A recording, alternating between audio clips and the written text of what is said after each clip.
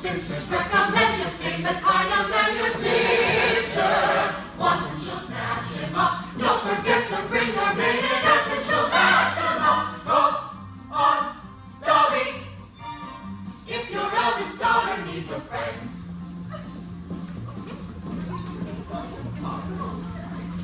Just name the kind of man your sister wants and she'll snatch him up. Don't forget to bring your maiden aunts and she'll match him up. Go on. Dolly Levi.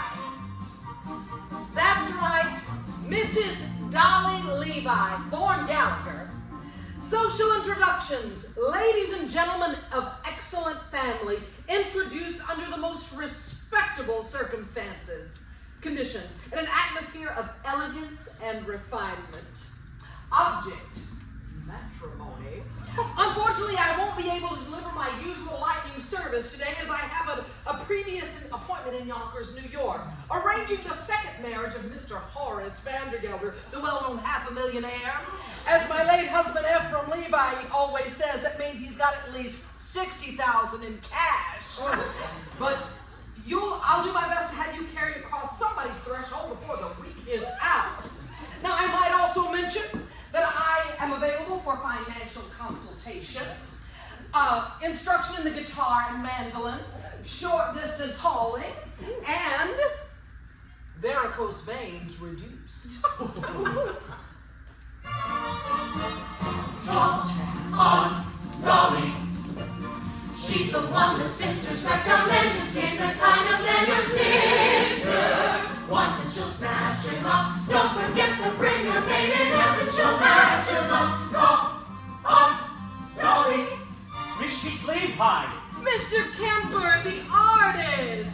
You know, I'm something of an artist myself. I do those silhouettes with black paper and scissors. Here's one of Ada Rian looking the other way. I have to do them like that because I'm not any good with noses. Mrs. Levi, the train for Yonkers leaves in 5 minutes, and if we don't get there on time... But we will, Mr. Kemper. And not only will Horace Vandergelder give you permission to marry his niece Ermengarde, he will also dance at your wedding, and not alone either, because I happen to be engaged in finding him a suitable second wife himself. Oh. What he really wants is someone to clean the house, steady to clean the house. As my late husband, Mr. Levi, always said, marriage is a bribe to make a housekeeper think she's a householder. I know all about it, Mrs. Levi. Half of New York says he's going to propose to Mrs. Irene Malloy this very afternoon. Which is exactly why I'm on my way to Yonkers this morning, Mr. Kemper, and can take on your case and knock off 4 lovebirds with 1 stone, or whatever I'll throw, I'll see, and well, what do you think of that? I have nothing here to pay my train fare with,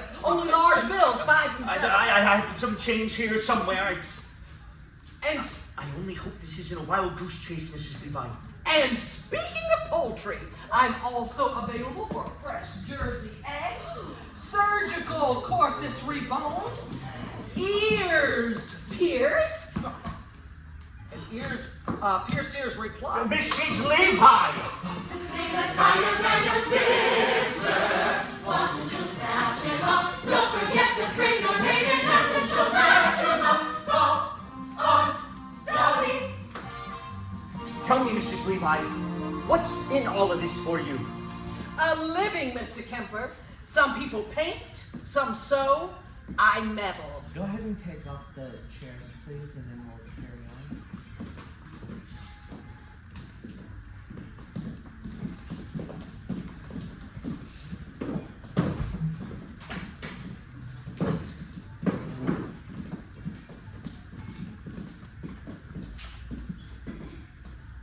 I meddle. I have always been a woman who arranges things for the pleasure and the profit it derives. I have always been a woman who arranges things like furniture and daffodils and lives.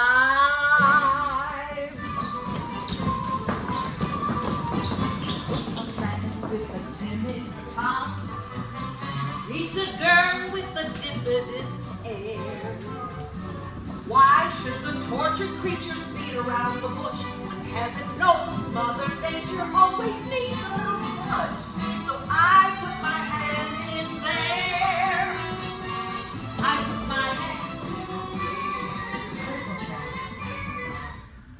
1, 2. Foot 3 loves a man who comes up to her here. Surely it's obvious she'll never be seduced till some kind soul condescends to give her bowl a little boost. So I put my hand in there. I put my hand in here.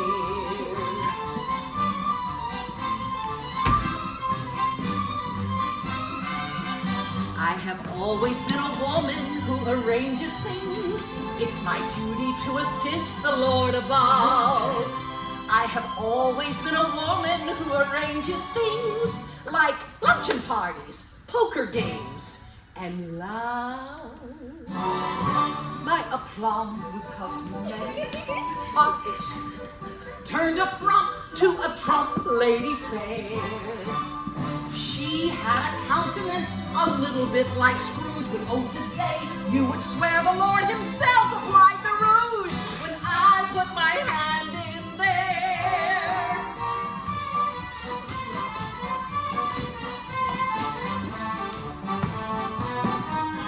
Here's the tracks.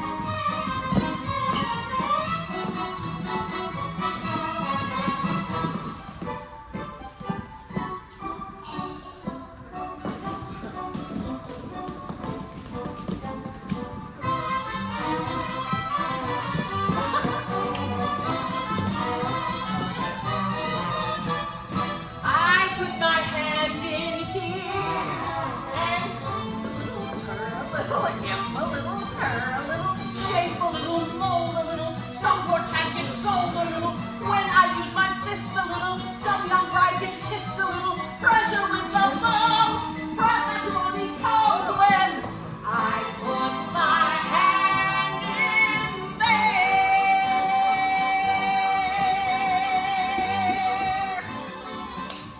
Mrs. Levi! Oh, Mr. Kemper, we'll make that train to Yonkers, don't you worry. Now you go buy our tickets, get a window seat, order lunch, and I'll meet you on board. Hey, quick note, guys, you have to watch out for this. Delaney almost hit the head on that pole. So, that's a big deal. I'm not calling the gates, but so just watch out. Ephraim Levi, I'm going to get married again. I'm going to marry Horace Vandergelder for his money and send it out circulating among the people like rainwater, just like you taught me. And I want a sign from you sometime today that you approve. Oh, it won't be a marriage in the sense that we had one, but I shall certainly make him happy. And I'm tired, Ephraim, tired of living from hand to mouth, so I want that sign Mrs. Levi! sometime today. Wait, I am so sorry. I'm sorry, say I want that sign. So I want that sign Mrs. Levi! sometime today. Now don't you worry, Mr. Kemper.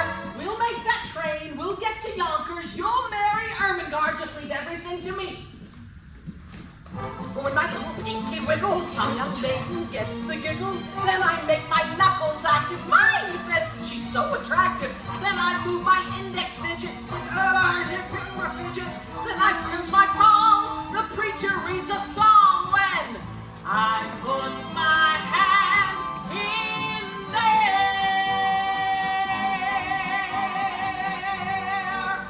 I don't remember which way I go on. That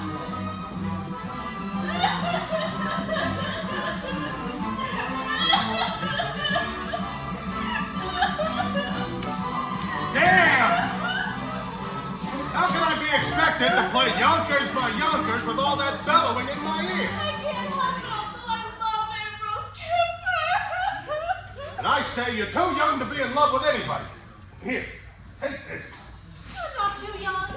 I'm 17, and in another year, I'll be an old maid. Well, I forbid it. Dare to be an old maid, Ermengarde, and I'll cut you off without a cent. And don't cry in front of the store. I can't help it. I'm unhappy. Maybe I tell you you'll go and wait for a while in New York where it won't be noticed. Now go upstairs and start packing your trunk. And don't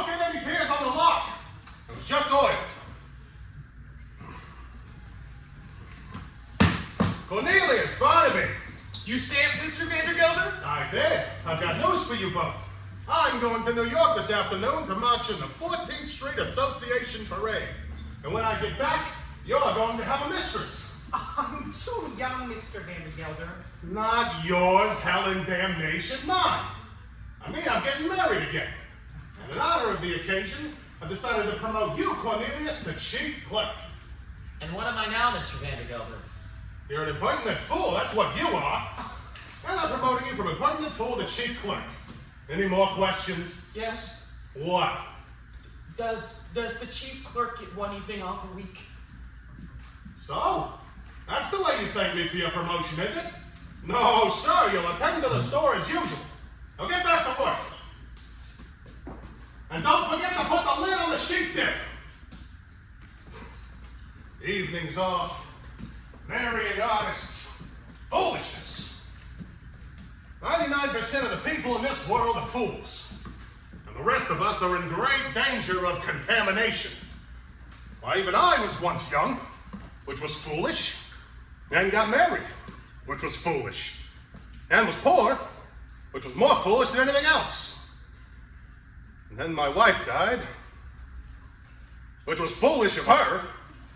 I grew older, which was sensible of me, and became rich, friendless, and mean, which in Yonkers is about as far as you can go. Now, I know what you're thinking. Why a man of so much good sense would ever do something as foolish as getting married again? Well, the answer's simple.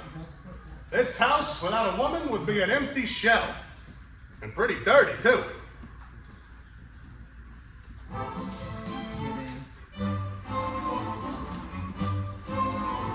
It takes a woman all powdered in pink to joyously clean out the drain in the sink. And it takes an angel with long golden lashes and soft Dresden fingers for dumping the ashes. Yes, it takes a woman, a dainty woman, a sweetheart, a mistress, a wife. Oh yes, it takes a woman, a fragile woman, to bring you the sweet things in life. The frail young maiden who's constantly there for washing and bluing and shoeing the mare. And it takes a female for setting the table and weaning the Guernsey and cleaning the stable. Yes, it takes a woman, a dainty woman, a sweetheart, a mistress, a wife. Oh yes, it takes a woman, a fragile woman, to bring you the sweet things in life. So she'll work until infinity. 3 cheers for femininity.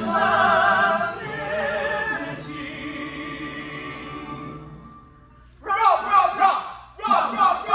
F-E-M-I-T-Y. Get out of here.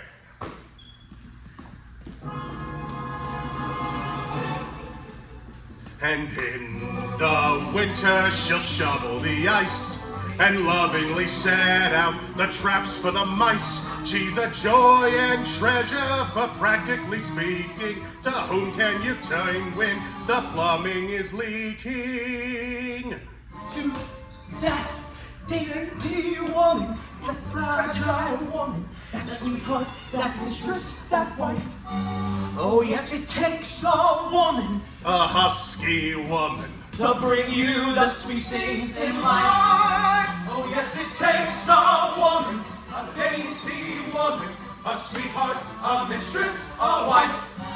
Oh yes, it takes a woman, a fragile woman, to bring you the sweet things in life.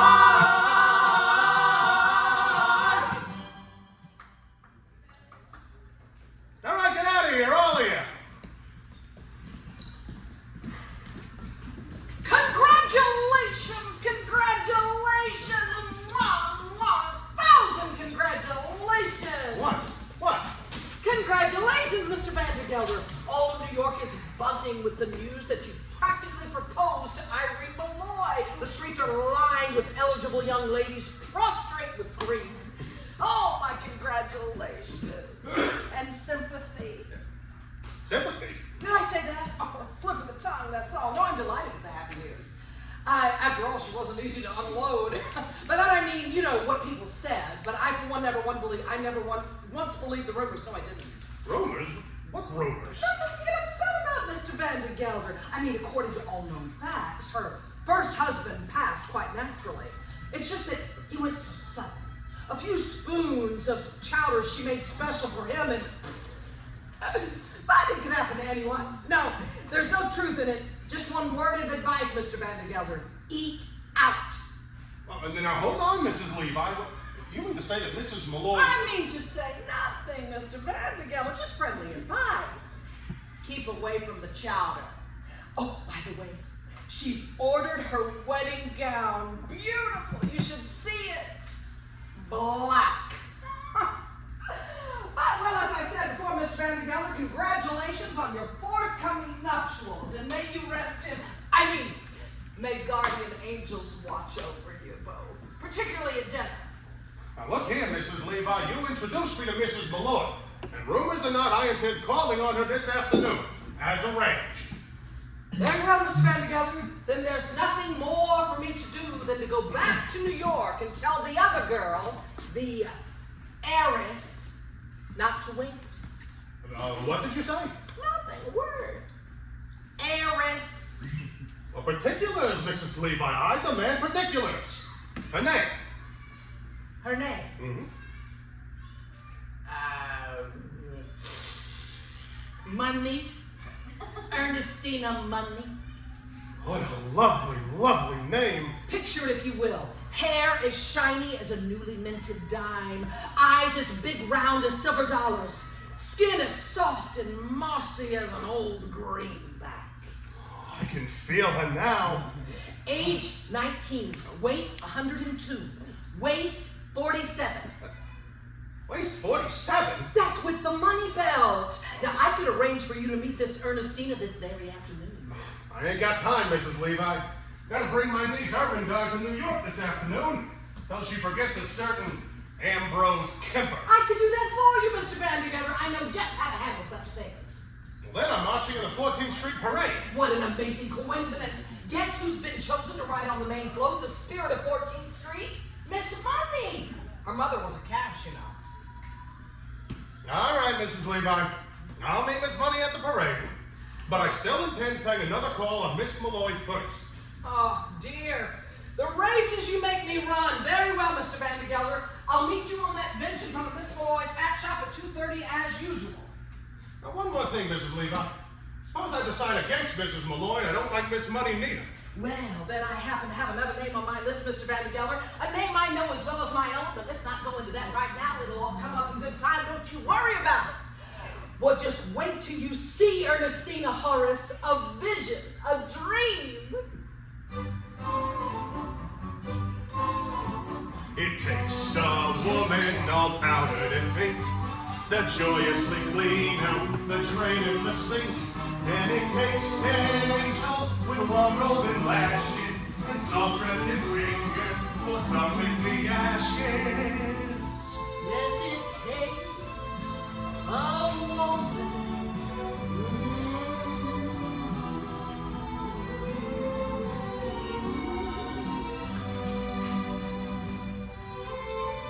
You know, Ethel, I think I'll have that room done over in blue wallpaper.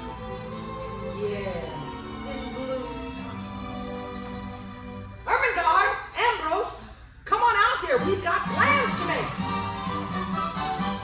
You exit the other way.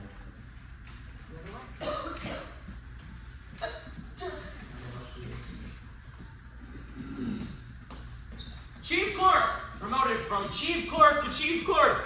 And if I'm good in 10 years, I'll be promoted to chief clerk again. 33 years old and I still am given evening free. When am I going to begin to live? You can live on holidays, Cornelius. Did you forget what we did last Christmas? All those canned tomatoes went bad and exploded, and you and I cleaned up the mess all afternoon. Do you call that living? No. Barnaby, you and I are going to New York. You mean close the store? Uh-huh. Cornelius, we can't. We'll have to. Some rotten tomato cans are going to explode. Holy cabooses! How do you know? I'm going to light this candle, and then that's how I know. They'll make such a smell customers won't be able to come into the place for 24 hours. That'll get us an evening off. We're going to New York, Barnaby. We're gonna live. We're gonna have a good meal. We're gonna be in danger. We're gonna spend our money. We're gonna be arrested. Holy cabooses! And one more thing. We're not coming back to Yonkers until each of us has kissed a girl. Oh, Cornelius, you can't do that. You don't know any girls? I'm 33 years old. I've got to begin sometime. I'm only 17, Cornelius. It isn't so urgent for me. New York, Barnaby. Elevated trains. The lights of Broadway. The stuffed whale at Barnum's Museum. A stuffed whale? A stuffed whale. What do you say, Barnaby? Yes, Cornelius! Yes! Now, the first thing to do is make you financially independent. I know I'll find you a job. Can you dance? I'm an artist, Mrs. Levi. I paint. Wait, then my card. Mrs. Dolly Levi. Painters taught how to dance. Now, there's a man, Rudolph Reisenweber, at the Harmonia Gardens restaurant at 14th Street. I'll give you a note for him, and we'll see if he can't enter you both in the polka contest tonight. The prize is a week's engagement and a gold cup. Oh, the cups we won, Ephraim and me. Hold on, Mrs. Levi. No fiancé of mine is going to set foot in a cafe. And I don't mind saying I'm surprised that you have acquaintances in a place like that. Not acquaintances, Mr. Kemper, friends. Dear friends from days gone by. My late husband Ephraim believed in life and any place you could find it. Cafes, ballrooms, yes, even theaters. Why, even when times were bad, every Saturday night like clockwork, down those stairs at the Harmonia Gardens, we came, Ephraim and me. It's all very well to come down like clockwork, Mrs. Levi, but you're asking Ermengarde to work there. Only way to show Horace Vandergelder we mean business. Now, you go to Harmonia Gardens this afternoon and say, Mrs. Levi sent you. And, incidentally, tell Rudolph that Dolly's coming back. And I want a table for two and a chicken for 8 o'clock tonight.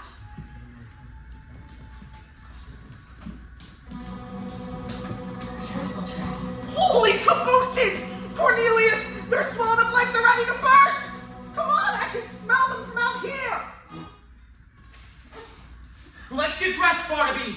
We're going to New York. Out there, there's a world outside of Yonkers. Way out there beyond this hick town, Barnaby. There's a slick town, Barnaby. Out there, full of shine and full of sparkle. Close your eyes and see it glisten, Barnaby. Listen, Barnaby. Rehearsal tracks.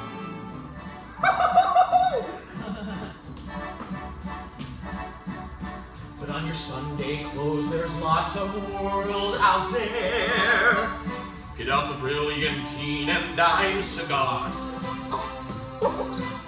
We're gonna find adventure in the evening air. Girls in white in a perfume night where the lights are bright as the stars.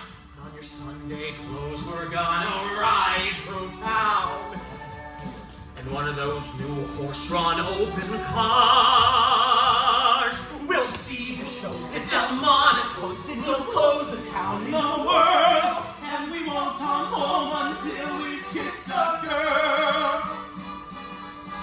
Put on your Sunday clothes when you feel down and out. Stroll down the street and have your picture took. Just like a dream, your spirit seemed to turn about. That Sunday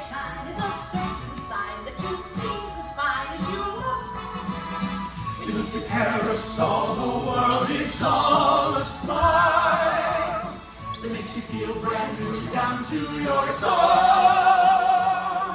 Get out your feathers, your patent leathers, your beads and buckles and bows. For there's no Blue Monday in your Sunday clothes. Come on, Barnaby, we're going to New York. Holy cabooses! Elevator trains, the lights of Broadway. Wow! The stuff we're at Barnum's Museum. Put on your Sunday clothes when you feel down and out. Strut down the street and have your picture took.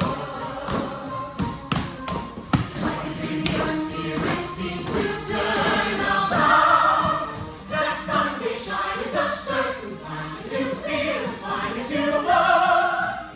Beneath your parasol, the world is all a smile that makes you feel brand new down to your toes.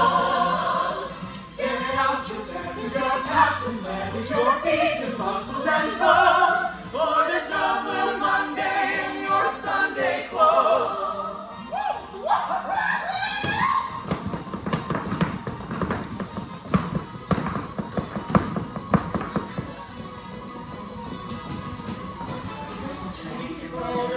The world's a simple song, a lovely rhythm that makes you tilt your nose.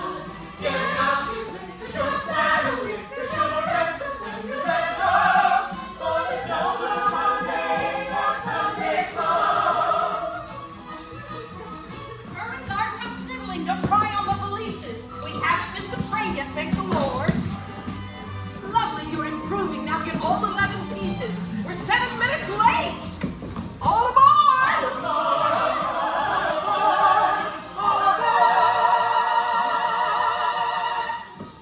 Sunday clothes, there's lots of world out there.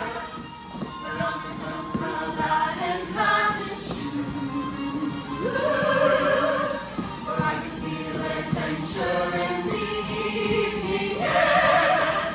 To town we'll trot to a certain spot where the girls are hot as a fuse.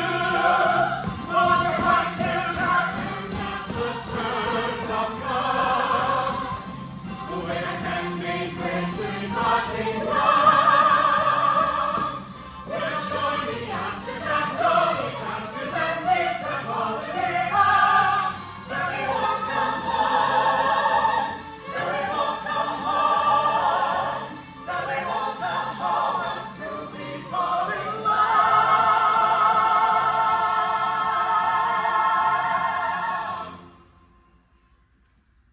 And then the curtain will close during this playoff.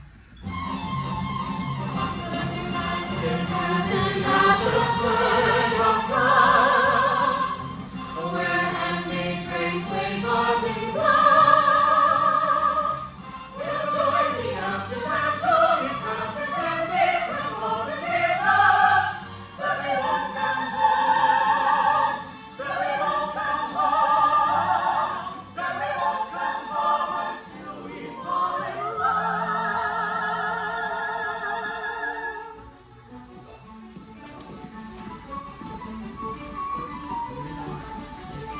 Oh dear! Oh my! Would you look at that? 10 o'clock and the shop's not open yet. It's all because of that impending marriage, I tell you. What marriage? Oh, I thought you knew. Why, the marriage Mrs. Levi is arranging between Mr. Horace Vandergelder, the Yonkers well-known half-a-millionaire, and my employer and friend, Mrs. Irene Malloy. Although, if you ask me, he'll never take the place of her late husband, Mr. Peter Malloy. May he rest in peace, wherever he is. I'm not so sure. He was a caution, you know. Oh, well, it's all too much, what with late husbands and new marriages and on top of everything else. Miss Mortimer, returning this hat for the 3rd time. Same old story. She wants more cherries and feathers. Cherries and feathers? To catch a bow, I suppose, although if you ask me, she'd look much nicer with a nice, heavy veil. I told her ribbons down her back is what we'll be wearing this summer if we want to catch a gentleman's eye, but she'd have none of it. Cherries and feathers she wants. dear, poor sweet Mrs. Malloy has had so much on her mind with all of that. With what, Minnie? With the door. It's so stuck. It's stuck? Then push! Oh! And then the curtain is opening. So push, we make sure to this open.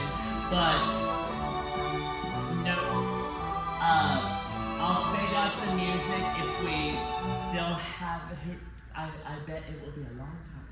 And then the curtain is open. And as I was saying, oh, Mrs. Malloy, I could just bite out my tongue for the things I've said and the things I'm going to say. But as long as I've gone this far, I might as well go all the way. Mrs. Malloy, why? Why? Say it, Minnie. Why have I decided to marry Horace Vanderbilt? Oh, Mrs. Malloy, I never asked you that. I would rather die on a rack than ask you such a personal question. But as long as you did bring it up. I am marrying Horace Vanderbilt for one reason and one reason alone, Minnie. To get away from the millinery business. I hate hats! Oh, Mrs. Malloy! And I can no longer stand being suspected of being a wicked woman with nothing to show for it. Mrs. Malloy! Don't protest, Minnie. All millineresses are suspected of being wicked women. That's why I can't go into restaurants or balls or theaters. That's all the proof they need. Take my word for it, Minnie. Either I marry Horace Vanderbilt or I break out of this place like a fire engine. Oh no, not Miss Mortimer again. Miss Mortimer. I'll take care of it. No, Minnie, leave it be. You can make another hat for Miss Mortimer. I'm wearing this one myself. Mrs. Malloy! You can't. You're a widow, and that hat, well, it's provocative. That's what it is. It is, Minnie? Well, who knows who may walk into the shop today? Rebecca may be just what I want to be. Oh, Mrs. Malloy! Rehearsal tracks.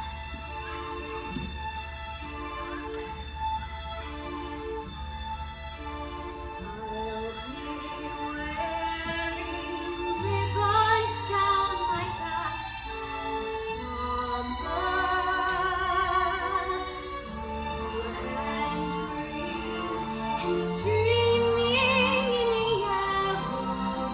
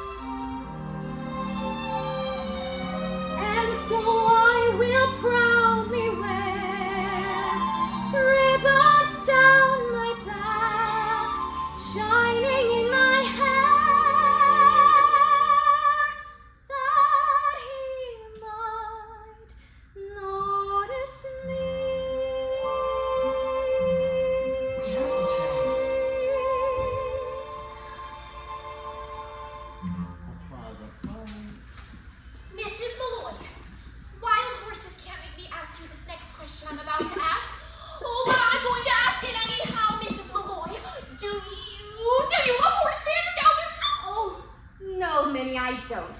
Peter Malloy, God rest him, was my share of love, and I'm not saying I was shortchanged. Once is enough for a woman, as long as it's true love, and that was that. Oh, Minnie, look! There's 2 men standing outside the shop. Men? Yes, why, I do believe they mean to come in here. Men? In the shop? Oh, Mrs. Malloy, what shall we do? Do?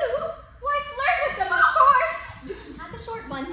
Mrs. Malloy, you and with all that talk of love. Love enough I've had, Minnie. It's a bit of an adventure I could do with now. We'll get them all heated up and drop them cold. It'll be good practice for married life. Now you go into the workroom, Minnie. I know some ways we can burn up our appearances. Besides, a bit of a witch will only make them nervous and easier for us to... Oh, if you say vampire, I'll scream. Vampire. So I'll try to make it easier to find me in the stillness of July, because a breeze might stir a rainbow up behind me that might happen to catch the gentleman's eye. Oh, Minnie, we'll get an adventure out of this yet! We'll get an adventure out of this yet, Barnaby. All day long we wander New York and nothing happens. Then we come to the quietest street in the city and suddenly... Vanderbilt! Ah! Is he still out there? He's sitting right on that bench, Cornelius. Are you sure this is an adventure? You don't have to ask, Barnaby. When you're in one, you'll know it all right. How much money have you got left? Not much, Cornelius. 40 cents for the train back, 30 cents for dinner, and 20 cents to see the whale. 90 cents? Why? When those women come out, we'll have to pretend to be customers. Customers! That's it. Maybe the best thing to do is to make them think we're rich. Then we won't have to spend anything. We're 2 men about town looking for hats and ladies. Good afternoon, miss. Malloy. Here, Cornelius Hackle. Here, Barnaby Tucker. Oh, my pleasure, gentlemen. Now, what can I do for you? Well, you see, we're two ladies about town looking for hats to Malloy, and We're hats.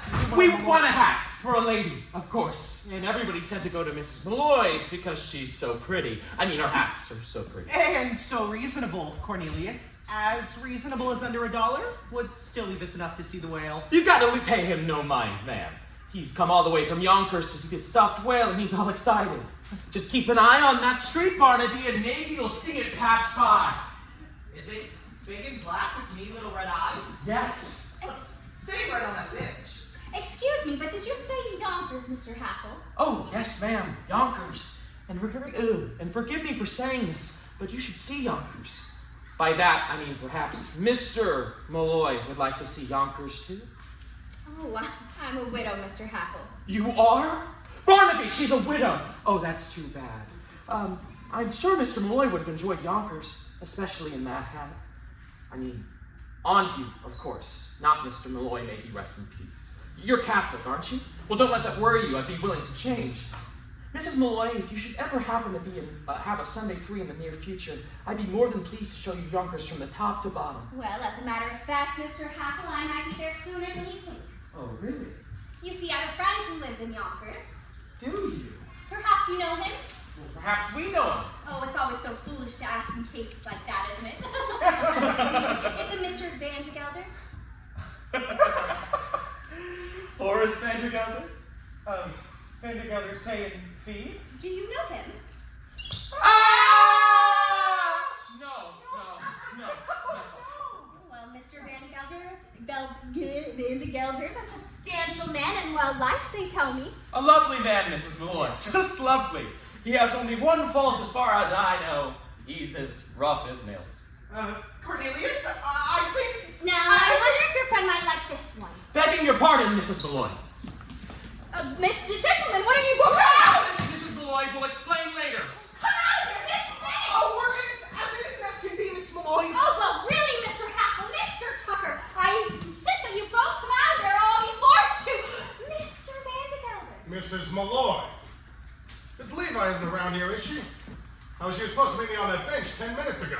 Well, she can just go looking for me if she comes. When I make an appointment, I expect people to be on time. Here's a present for you. Chocolate-covered peanuts. Unshelled. That's the expensive kind. But I just see you talking with two men. Men? Men, Mr. Vandergelder? What would men be doing in a ladies' hot shop? Well, now, let's go back to my workroom. I'm so anxious for you to see it. I saw it last week. So you did. Well, Mr. Vandergelder, what's new in the hay and feed business? I understand you have 3 friends, all hard as nails. I mean, What are you talking about? What are you talking about? Yonkers. I hear it's a beautiful city. And who's been telling you about Yonkers, may I ask? Nobody. A friend. What friend? Well, you see, he, Hey! a customer, Mr. Vandergelder. Someone quite well-to-do, as a matter of fact. He was in here buying hats for ladies. You might even know him, although it's usually silly to ask in cases like that. It's, Mr. Cornelius Hackle. Did you say Hackle? Why, yes. Well, he happens to be my head clerk, that's all. Mrs. Malloy, I demand an explanation. And I'm going to give it to you. Why shouldn't she know Cornelius Hackle? Everybody in New York knows Cornelius Hackle. He's here at the opera and all the fashionable homes. Why, he's at the Harmonia Gardens restaurant 3 times a week. Impossible. He's only got $146.35, and I keep it in my own safe. Oh, Mr. Vandergelder, you're killing me. He's one of the Hackles. They built the canal. What canal? Erie. Panama. Both. It ain't the same man.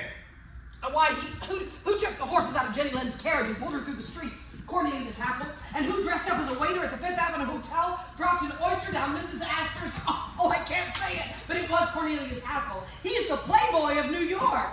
Now, Irene, don't deny it. I can tell you are just as taken with him as everybody else. Dolly, what are you saying? I've only seen him once in my life. Really, Dolly? Of course. Really? You will... everyone loves him when they meet him. Absolutely. He is the hottest thing. And people just...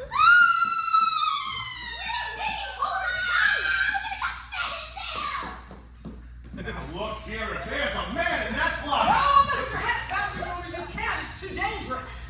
No man that hides in a lady's closet can frighten me, Mrs. Levi. Stand aside. No man, indeed. I'm sure you'd make short work of any man. Those muscles, I can see them rippling now, back and forth under your coat.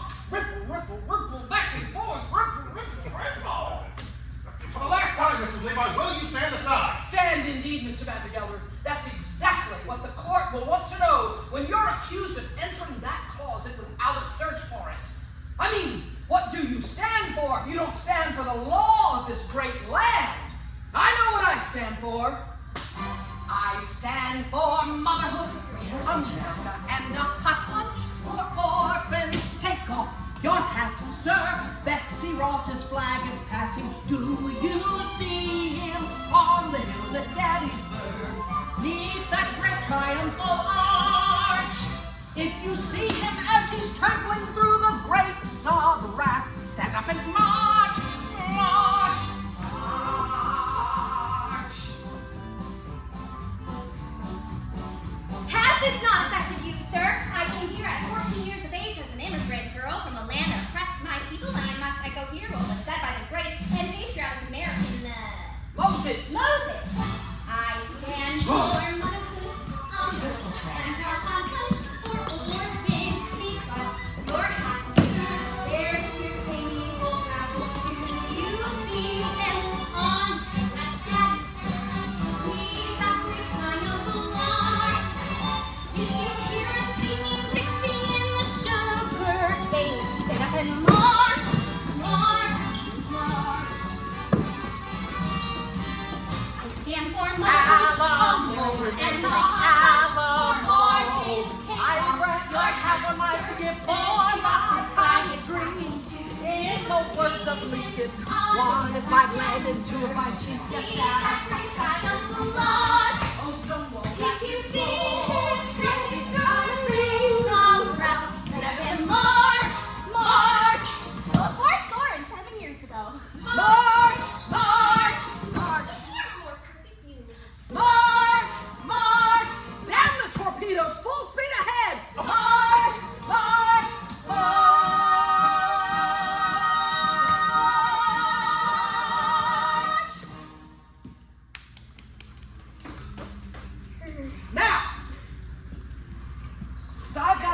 mine, and I'm gonna say it. So you see, Mr. Vandergelder, there couldn't possibly be a man in that closet. Achoo! God bless you. Mrs. Malloy? All right, Mr. Vandergelder, there is a man in that cupboard. Aha! And another under the table. What the devil? There also happens to be a very simple explanation, but for the present, good afternoon. Woo! The whole room is crawling with men. I'll never get over it. I take it I'll see you later this afternoon, Mr. Vandergelder. You certainly will, Mrs. Levi, with a certain young lady on the main float at the end of the parade. Good day, Mrs. Malloy.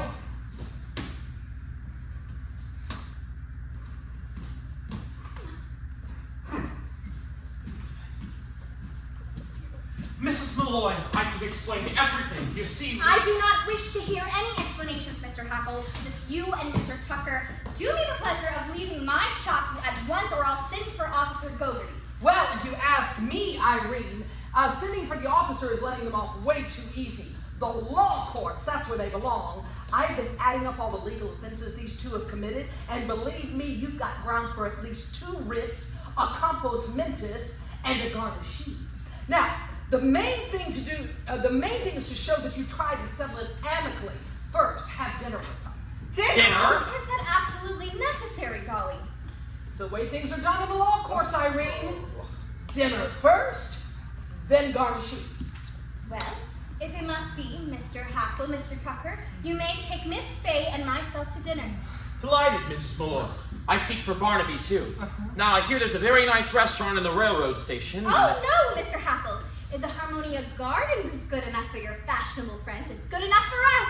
They say they have a lovely orchestra near me. Oh, we couldn't go there. Now, don't misunderstand me. It's not the money or anything like that. It's the whale. Yes, it's the whale. No, it isn't the whale, Barnaby. It's the dancing. You see, they have dancing in a place like that, exhibitions, even contests. And I don't know how, and it would take me weeks, months, years to learn. Miss Dolly Levi, 33-year-old chief clerks, taught how to dance. Now, it's very simple. You put one arm here and one arm here. It's no use. I have absolutely no sense of rhythm. Absolutely no sense of rhythm is one of the primary requirements for learning by the Gallagher-Levi method. Now, just give me 5 minutes of your time, Mr. Hackle, and I'll have you dancing in the streets. We'll start with lesson 7, the waltz kick turn. Now, Caroline, now it's really very simple. You're going to do right foot touch, left foot touch, down, around, under, and back, around, under, and dip, and unfurl. Woo! When I think of the lucky women who will find heaven in your arms. Ah! Let's start with, go back to lesson 1, shall we? Put your hand on her waist and stay. With her right in your left hand. And 1, 2, 3. 1, 2, 3. 1, 2, 3. Wow! I'm dancing! Or I was. Of course you were, Mr. Hackle. Take the someone whose arms you raise. Hold on to her tight and spin. And 1, 2, 3. 1, 2, 3. 1, 2, 3. Look! I'm dancing! Turn around like going through the air. Can't you be a little more aesthetic? Don't you think my dancing has a polish and a flair? The word I think I use is athletic. Well, my heart is about to burst. My head is about to pop. And now that I'm dancing, who cares if I ever stop? I'm Cornelius Hackle, sport and dancing! sing. Relax, Mr. Tucker. Glide and step, and then step, and glide. And everyone, stand aside. Oh, Wow, he's dancing. you could learn to polka if you worked a week or so, or the tango filled with passion seething. I may join the chorus of a castle garden show. Well, whatever you do, for gosh sakes, keep breathing. For my heart is about to burst. My head is about to pop. And now that we're dancing, who cares if we ever stop?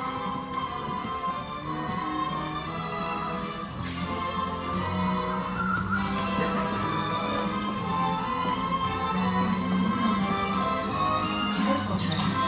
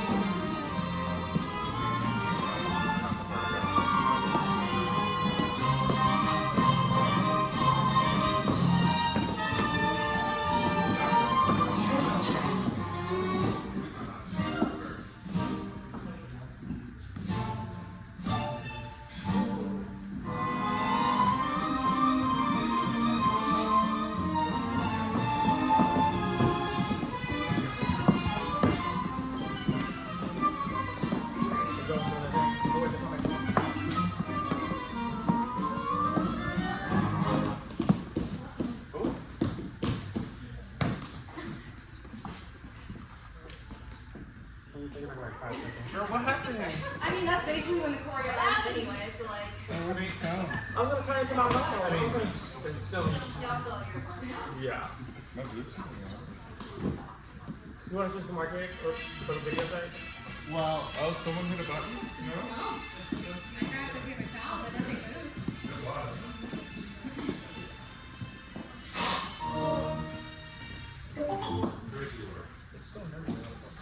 here, we'll take it from the, from From where? Oh, from the top of the ensemble part? Top. yeah. Top of the ensemble section. 5, 6, 1, 2, 3, 4, 5, 6, 3, 4, 5, 6, 4, 2, 3, 4, 5, 6, 5.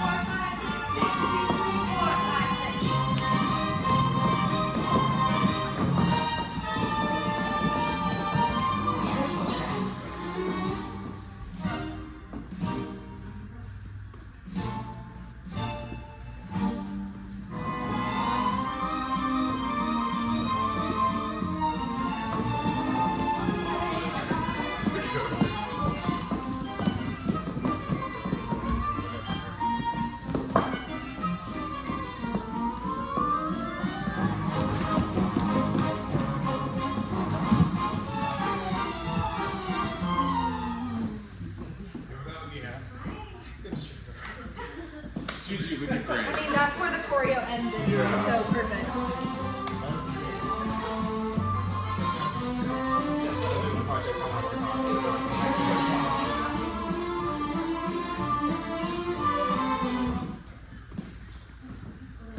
Yeah, she can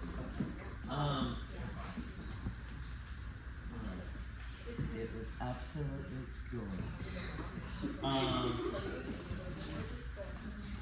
Then that number will end, Elena, and we'll go on a little bit longer, and then we'll have the curtain shut.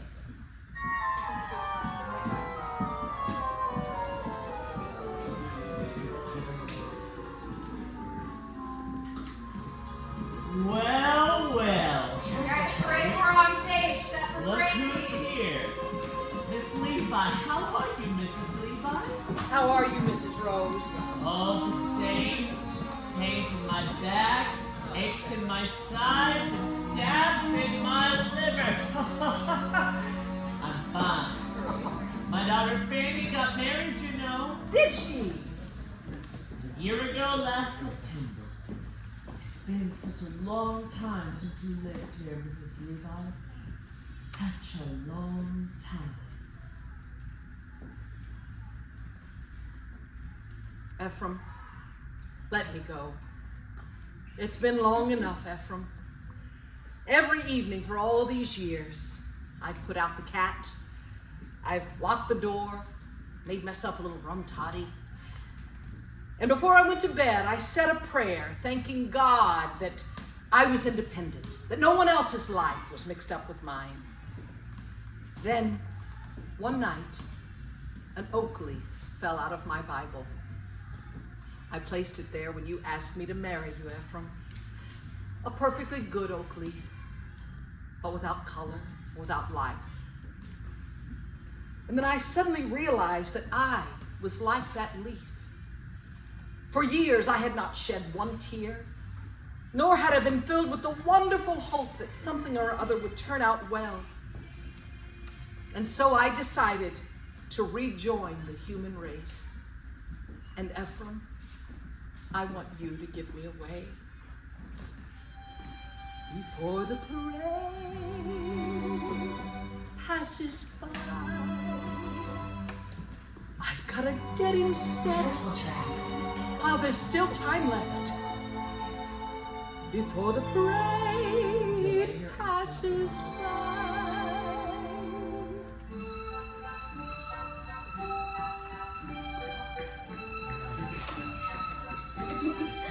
Oh, Mrs. Levi, come along. Cornelius is taking us down to see the 14th Street Parade. Everybody will be marching.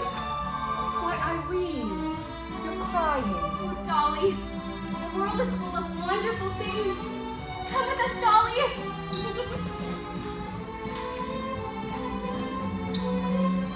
I will, Irene. I will.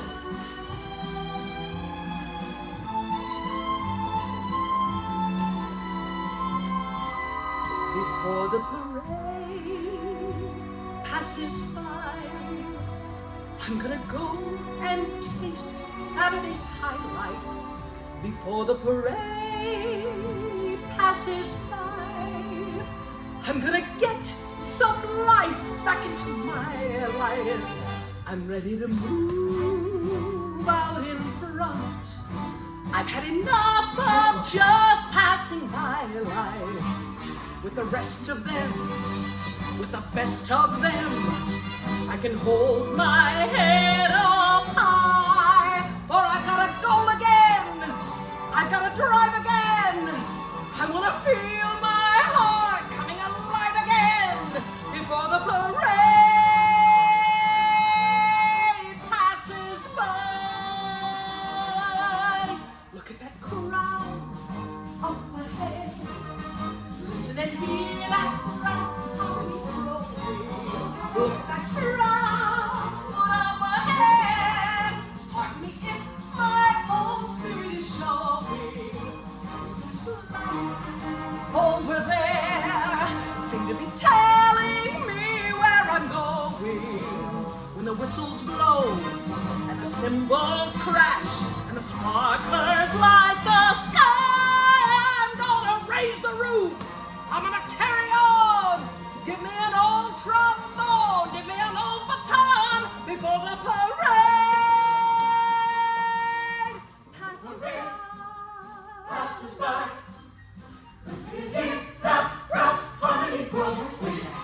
When the parade passes by, pardon me if my old spirit is showing on those lines over there. Seem to be telling me where I'm going. When the whistles blow, the cymbals crash, and the sparklers light the sky. I'm gonna praise the Lord. I'm gonna carry on. Give me an old trombone, give me an old baton before the parade passes by. Pencil tracks.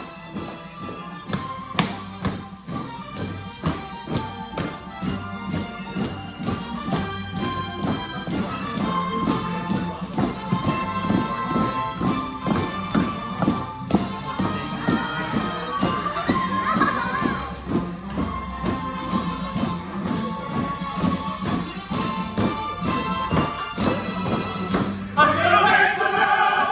I'm gonna carry on. Give me an old trombone. Give me an old baton before the parade passes by.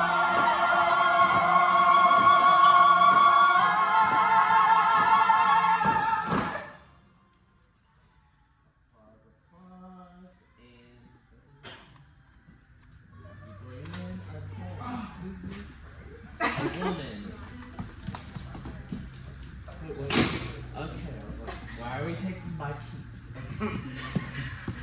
And here we go. That was while they were walking out. And people are doing stuff. Mrs. Levi, she's beautiful. Everything you said and more. Don't move, Miss Bunny, I'm coming. I'm on my way. Hey, you cut that out. That's my fiance. Stop, thief, pickpocket. Hey, put that back, you. I paid for that girl, and I want all the parts. Miss Money, what have they done to you? Mrs. Levi, what is the meaning of this? Nothing to worry about, Horace. A last-minute substitution. Miss Money had a sudden, urgent business appointment at the Mint. They ran a little short. She's helping out, but she'll meet you at the Harmonia Gardens restaurant at 8 o'clock tonight. It's the most expensive restaurant in the city. And well, it should be. It's the fastest waiters in New York City, by the way, I might be a little late, so Miss Money will meet you in front of the restaurant. Wait till you see her, Horace, all in pink and purple with baby pink shoes and humming an old-fashioned tune. Yes, sweet Rosie O'Grady. You couldn't miss her if you tried. I'll be there, darling. But only because I already paid for the introduction and I might as well get my money's worth. But from this point on, you are hereby discharged as my marriage broker. Is that clear? From now on, Dolly Gallagher, you're just a woman like anyone else. Where are you taking me? What's happening? Ephraim, he's as good as mine. I'm gonna raise the roof. I'm gonna carry on. Give me an old before the parade